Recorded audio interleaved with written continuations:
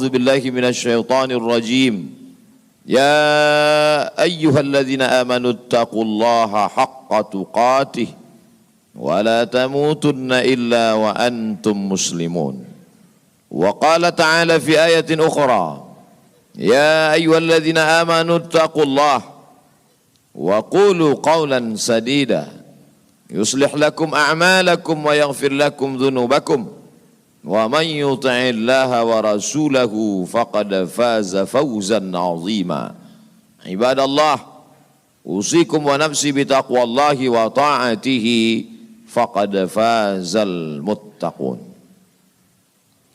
وكان ملكه 400 sanah. Begitu disebutkan dalam kitab sejarah. Wa kana mulkuhu 400 sanah. Dia berkuasa 400 tahun lamanya. Penguasa tunggal syarqan wa gharban. Dari mulai belahan timur dunia sampai ke barat. Tunduk dalam kekuasaannya. Lalu kemudian datanglah Nabi penyeru kepada tauhid menghadap penguasa yang hebat. Raja segala raja di atas dunia. Menyembahlah kepada Allah. Lalu apa jawabnya? Dengan sombong dan angkuh dia berkata, Arabbun ghairi. Arabbun ghairi. Adakah Tuhan lain selain aku? Adakah yang lebih berkuasa di dunia ini selain aku? 400 tahun membuat dia merasa bahwa dia Tuhan. Sampai-sampai keluar dari mulutnya, Arabbun ghairi. Adakah Tuhan selain aku? Lalu kemudian apa yang terjadi? Allah subhanahu wa ta'ala mengirimkan ba'udah.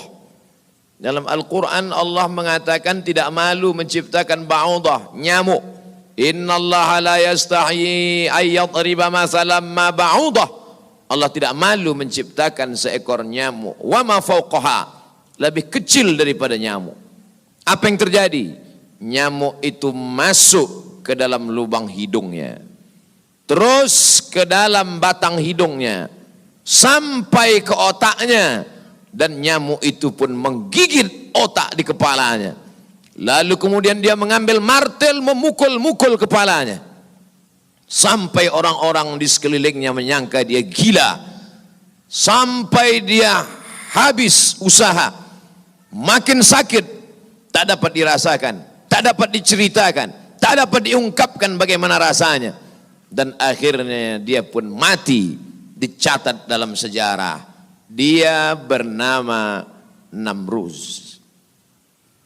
Begitu Allah bercerita tentang orang-orang angkuh dan sombong. Dia tidak mati disambar petir. Dia tidak mati ditimpa batu besar. Dia tidak mati karena sesuatu yang hebat. Tapi dia mati karena makhluk yang hina. Yang kita pun dapat membunuhnya dalam satu kali tepukan. Berpuluh nyawa nyamuk akan mati.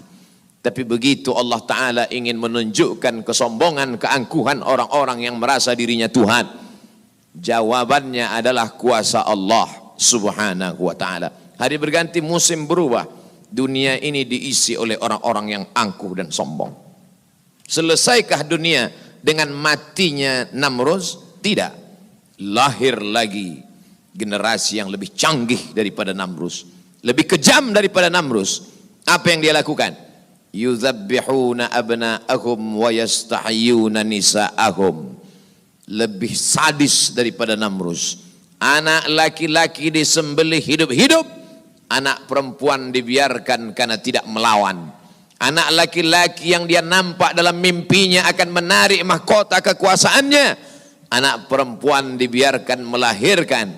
Sampai pada akhirnya ketika dia berkata dengan lantang, kalimat berbeda, substansi makna yang sama. Ana rabbukumul a'la. Ana, aku, rabbukum, Tuhan kamu, a'la, yang paling tinggi.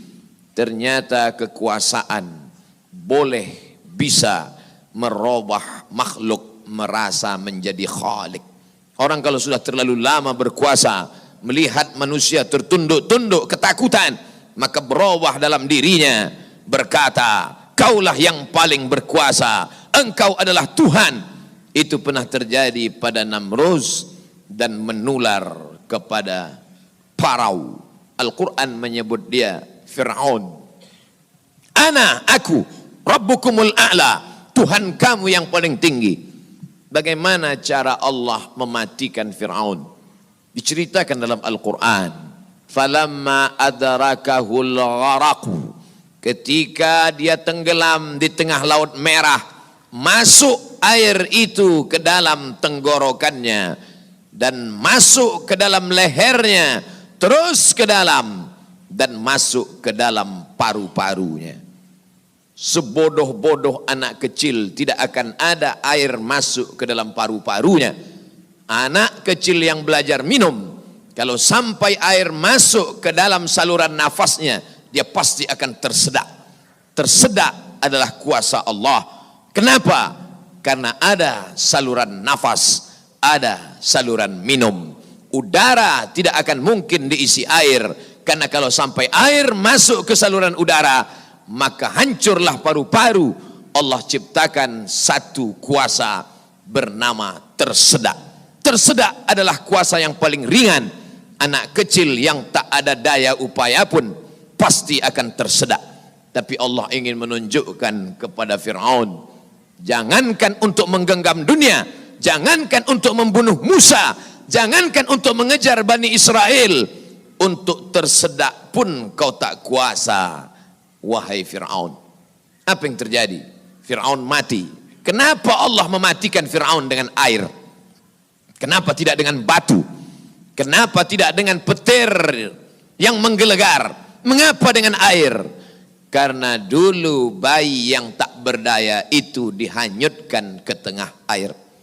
Wa auhayna ila ummi Musa, kami wahyukan, kami ilhamkan, kami bisikkan ke hati ibu Musa, an ardi'ihi, susukan anakmu. Fa in khifti alaihi, kalau kau takut anakmu ini akan disembelih Fir'aun, fa alqihi fil yammi, hanyutkan dia ke sungai. La takhafi, jangan kau takut, wala tahzani, jangan kau sedih, inna radduhu ilaiki, kami akan mengembalikannya kepada engkau sesuai dengan cerita yang kami kehendaki. Waja'iluhu minal mursalin, dan kami akan menjadikan dia salah satu daripada rasul yang kami pilih. 5 di antara rasul itu, salah satunya adalah Musa alaihi salam. Musa, bayi yang tak berdaya, dicampakkan ke laut, dicampakkan ke sungai Nil, selamat. Bayi yang tak dapat berenang, bayi yang tak ada kuasa, bayi yang tak ada daya upaya, selamat di atas air. Tapi penguasa, raja di atas raja, segalanya bukti-bukti kuasanya sampai hari ini menjadi bukti. Satu di antara 7 keajaiban dunia adalah piramid yang dibangun oleh Fir'aun. Tapi ternyata air yang dulu menyelamatkan bayi Musa, air yang sama menenggelamkan Fir'aun yang amat sangat berkuasa.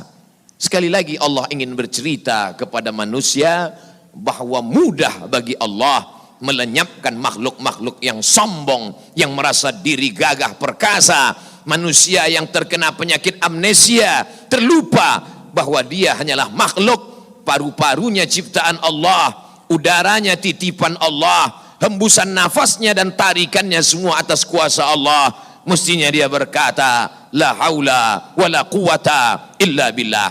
Berakhir episode Fir'aun. Selesaikah dunia? Tidak. Muncul lagi mereka yang sombong-sombong. Macam-macam nama sejarah mencatat. Abu Lahab dengan bangganya berkata, sebelum Abu Lahab datang lagi seorang pria perkasa dengan tentara bergajahnya bernama Abrahah. Dia ingin memindahkan Ka'bah karena baginya bisnis di Makkah harus dialihkan.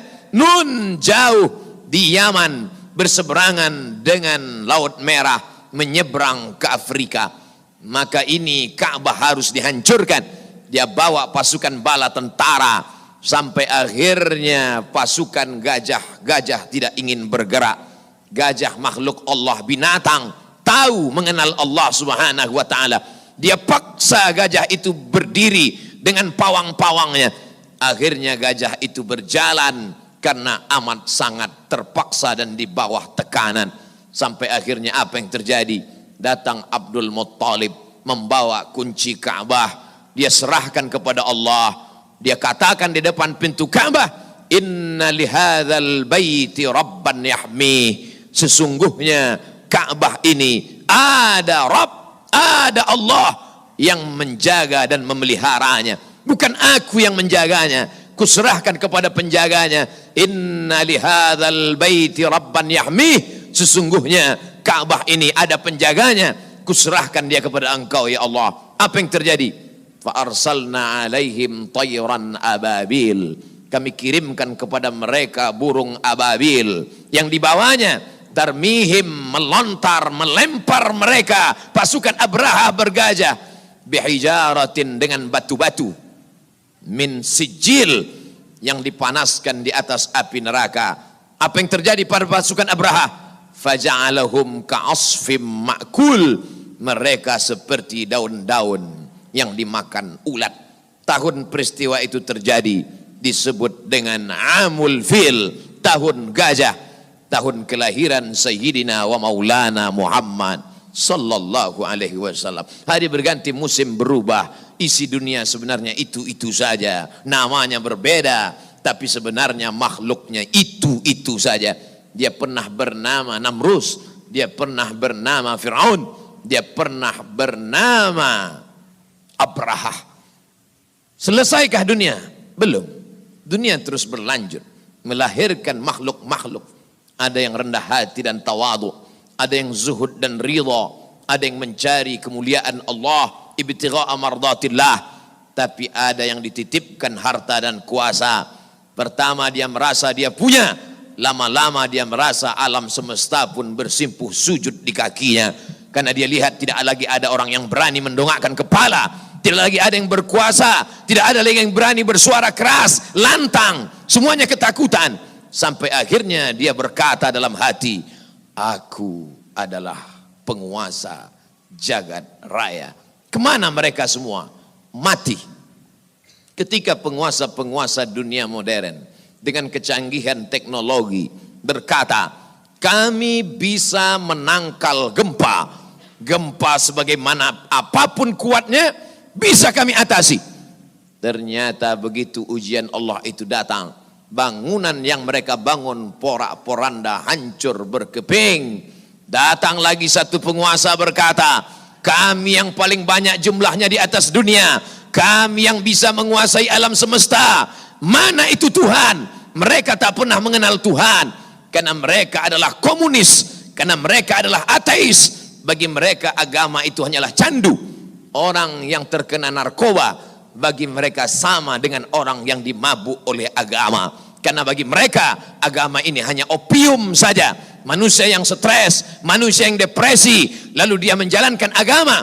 Agama bertentangan dengan komunis, agama bertentangan dengan keyakinan ateis. A tidak, T Tuhan, is keyakinan, ateis keyakinan yang meyakini tidak ada Tuhan. Mana itu Tuhan? Tidakkah kita melihat ucapan mereka sama seperti ucapan Fir'aun, yang keluar dari mulut mereka sama seperti yang keluar dari mulut Namrus? Mana kuasa Allah? Allah mengirimkan bakteri-bakteri kecil, kuasa itu pun roboh, hancur berkeping. Barakallahu li wa lakum fil Qur'anil azim, wa nafa'ani wa iyyakum bima fihi minal ayati wa dzikril hakim, wa taqabbala minni wa minkum tilawatahu innahu huwal ghafurur rahim.